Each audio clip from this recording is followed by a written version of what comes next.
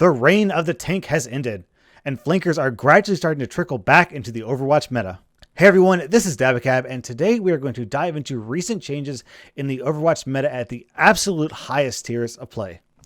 So for those of you who don't know, there's a fella by the name of Captain Planet who frequents the Overwatch Reddit forum, and he regularly analyzes pro play to evaluate which heroes are on the uptick and which heroes are on the downtick. Here's the chart he created, but before I get into it, it's important to understand the sample size. This is across 88 professional top-level tournament games. This isn't like official Overwatch statistics. This isn't quick play or competitive season 3. This is only coming from professional top-tier games. Unsurprisingly, Lucio and Ana are at the top of the list. They are beasts of healers and really set the tone for the game. But what's interesting is everything that's happening in tiers B and C. Now, before this, tanks really dominated the meta. D.Va and Roadhog probably would have been ranked higher than this. Winston, not so much. Winston kind of thrives in dive comps, and he's a reliable counter to Tracer and Genji. But when there are no Tracers or Genjis, you don't see a lot of Winstons. The most recent patch brought nerfs to D.Va, Ana, and Roadhog. Now, those three characters were really strong in the heavy tank meta.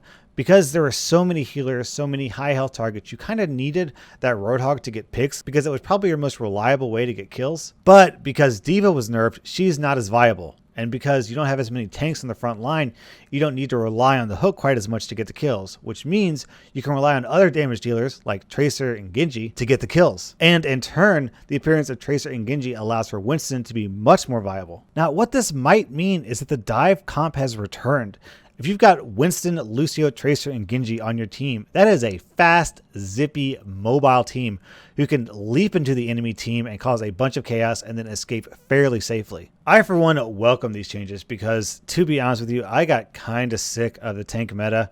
3 tanks, 2 healers, 1 DPS. It meant that a lot of times you would just show up at a choke point and nothing would happen. You'd have the Reinhardt shield go up, the Reinhardt shield would go down, then D.Va would come out, then Zarya would come out, they would absorb some damage, then Reinhardt would show up again with his 2k shield fully recharged, and you'd start all over. Games felt a little bit stagnant, they just sort of stalled out, you just sort of fired endlessly into defense matrices, and Reinhardt shield struggling to get a kill, struggling to deal damage. But with an Ana behind 3 tanks healing them constantly, grenade, left click, left click, left click, you never got any kills.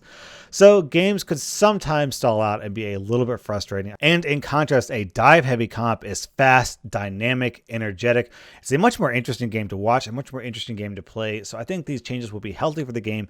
At the very least, being able to see and play against and use Tracer and Genji will make the game much more fun because those characters are zippy, they're fun to shoot, they're fun to play as, and I'm looking forward to just not tanks everywhere, not Anas everywhere. Unfortunately, Blizzard still has a long way to go to achieve perfect balance against all the characters. There is a significant difference between S tier heroes, Lucio at 95% usage rate, versus tier F heroes who are at less than 5% usage rate. That is a huge difference, and honestly is a kind of a problem. That means that they need to work on these tier F heroes or bring down Lucio and Ana and homogenize this a little bit. Because at the moment, that's nearly half of the characters in Overwatch that don't get used at all. And honestly, that's kind of a shame. I mean, I realize that Overwatch is an asymmetrical game. You can have 2 teams that aren't identical against each other, and that kind of creates some complicated balance issues. It kind of seems like some heroes, such as Hanzo, are just destined to be at the bottom tier. Even if they up his damage significantly, he still just can't reliably get those arrows into people. He's a really hard character to master. His arrows are very slow moving. He can be dodged. He can be juked.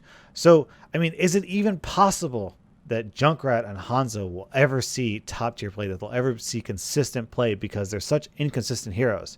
I don't know. I wish that these tiers were more homogenized. I wish that everyone were more clustered together, that we'd see, 60% usage rate versus 40% usage rate rather than 95 to 5, because that difference it's kind of an issue. It's kind of a problem, and I'm hoping Blizzard will fix this. All right, let's move over to the second chart. This chart shows the change in usage compared to the last balance patch. If a character has an upward bar, that means that their usage has increased by the corresponding amount. If a character has a downward bar, that means that their usage has decreased by the corresponding amount. Now, the most obvious difference here is D.Va. D.Va went way, way down So we're looking at minus 50%, minus 60% usage. That means that before this patch, there were twice as many divas in competitive play as there are now. She has been cut in half. Roadhog and Reinhardt has also gone way down, probably because of the nerfs to Ana. Ana's still pretty popular. She's just not quite as strong as she used to. So that heavy tank meta has definitely taken a hit. So you need to give up one of those tank slots in favor of a DPS, someone who can actually go out there and get some kills. Which brings us to Tracer and Genji. They have become way more popular, largely because now that there aren't 3 tanks and 2 healers running around constantly, there's actually someone for them to kill. I mean, before there just wasn't anything for them to do. They could get past the tanks, sure, they could get behind there, but once they get back there, they can't kill anything because there's so much health, so much healing. And Tracer and Genji, I mean, you know, they're offense. They do a decent damage, but it's really hard for Genji to burn through like 600 health plus heals. That's not something that Genji's designed to do. So overall, we're definitely seeing some more DPS action. McCree, Pharah, Reaper, and Widowmaker are all up as well. And of course, the uptick in DPS means that there's a corresponding uptick in Winston. He has become far, far more popular with the resurgence of Genji and Tracer. My prediction with this is that this will start to trickle down into lower levels of gameplay. What tends to happen is that competitive players are a little bit more aware of how strong certain heroes are, so they will obviously play the stronger heroes. And it takes a little while for lower ranked players to really understand why characters are weak or strong, but eventually they do figure it out. And as a result, they will switch their characters based on that. Secondly, there are a bunch of players out there who actually shape their gameplay based on what the professional players do. If all the professional players are playing, you know, Mercy or whatever the case might be at the time, then, you know, other people say, oh, well, they must know something I don't. There must be a reason why Mercy is so popular. There must be a reason why Mercy is so good right now. So I will play Mercy, and maybe because Mercy is so OP, that means that I will become better and win more games. When in reality, you know, the competitive players might rely on Mercy because, you know, she might be a strong counter to some other part of the game, or relies on some sort of complex team strategy revolving around Mercy. But still, nonetheless, regardless of how applicable it is for lower level players to actually do what the top tier competitive level players do, nonetheless, a lot of players do actually do that. So my guess is that we're going to start seeing more and more Tracers, more and more Genjis, and more Winstons as a result of that. So now that we've gone over the details of this, I just have to take a step back and wonder, have we left the tank meta just to enter the healer meta? I mean, Ana and Lucio are absolutely in a tier all their own. They are in basically every single match. They're extremely popular. And it's a little bit strange that they're both healers. If it were Lucio and Tracer or Ana and Reinhardt, then you could at least say, oh, those are just individually really powerful characters. They're really strong right now. But the fact that these two characters are both healers, that Ana and Lucio are exclusively played so commonly at competitive level plays, that might lead you to believe that it's not necessarily the heroes themselves that are broken, but rather the way the Overwatch team approaches healing and support characters and their ability to help the team, because as it stands, they're monstrously powerful. And that's just a little bit peculiar because the other 3 supports are so far down. Symmetra and Mercy are F tier, barely used at all. Zenyatta, D tier a bit. You can see Zenyatta pop out when you've got a really problematic character that you're trying to kill, like a Pharah or a Genji, and you just need that Discord orb on them to just take them down. Also, the Zenyatta ult can really help against like an ulting Genji or something like that. And I'm just a little bit concerned about this because historically, Blizzard tends to like high time to kill in other games. World of Warcraft is a great example of that. It takes PvP. Characters are so resilient, so tanky.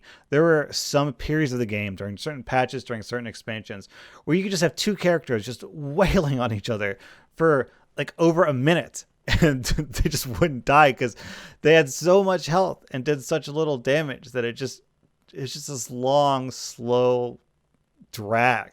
And the same thing goes for Heroes of the Storm, actually. I don't know how many MOBAs you guys play, but in Heroes of the Storm, it takes a much longer time to actually kill someone compared to games like League of Legends or Dota 2, where those games you can, in League of Legends and Dota 2, you can fairly reliably like burn someone down pretty quickly in a couple of seconds, especially Dota 2. Dota 2 people can drop in a heartbeat.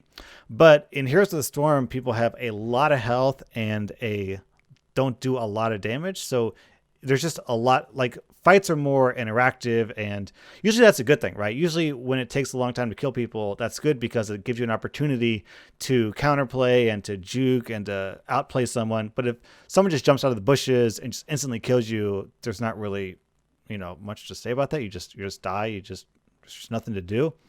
And obviously, time to kill is much, much faster in Overwatch because this is an FPS. You can have a headshot like a Widowmaker can headshot a Tracer and just kill her instantly, one click of the button. And I'm sure that will always be the case. I don't think they're ever going to make it so that Widowmaker doesn't instantly one-shot Tracer.